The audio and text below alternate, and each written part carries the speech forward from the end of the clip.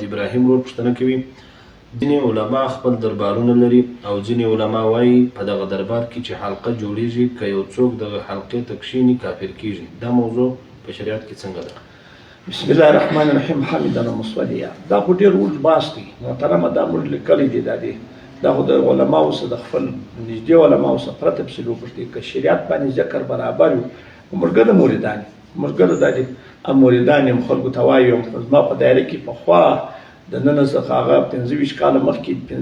20 کاله مخکې ما به زما په دایره کې زه په لښکرګاه کې وم لامیا به دا ویل چې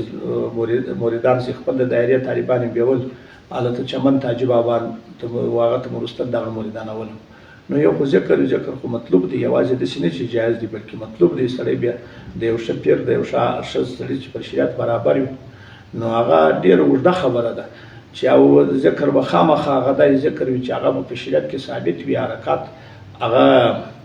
اختیاري حرکات به نه وي ورسره اختیاري حرکات او دا اختیاري چې په اختیار باندې هغه د اوښ چمونه کوي یا بل چمونه کوي یا ډانسونه کوي یا تنونه کوي یا په مسجد کې ډانسونه کوي یا تنونه کوي یا د مسجد په حرمتي کوي یا نور غټ کارونه کوي. داسې کارونه دا ناجایز دي، ناروا دي. او ذکر خو نو داسې ورسې د علماو ذکر ته خو دلته دا دي په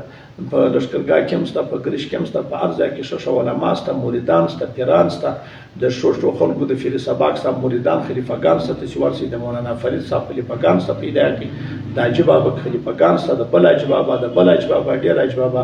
باناوي تېر شوي دي د هغو خلیفګان شته، د هغو مریدان شته، دا ګره ښه خلک دي. د هغو څه طریقې زده کوي، دا نورې طریقې کوي ناجایز دي چې وګرځېږي پیدا کوي او دغه چې ورته کښېنستي کافر شو دا خو موږ خپله نه وایو لیکن خو ښه کار هم نه دی، ګناه ده چې دا ځای ته کښېني چې هغه ذکر په شریعت برابر نه وي، کار په شریعت موافق نه وي، څوک ورته کښېني دا ناجایز کار دی، بد کار دی، ورځي دي نه خلک دې نفرت چې نه وکړي، خلک دې ځینې منع کړي. والله سبحانه ډېره مننه محترم مفتي صاحب.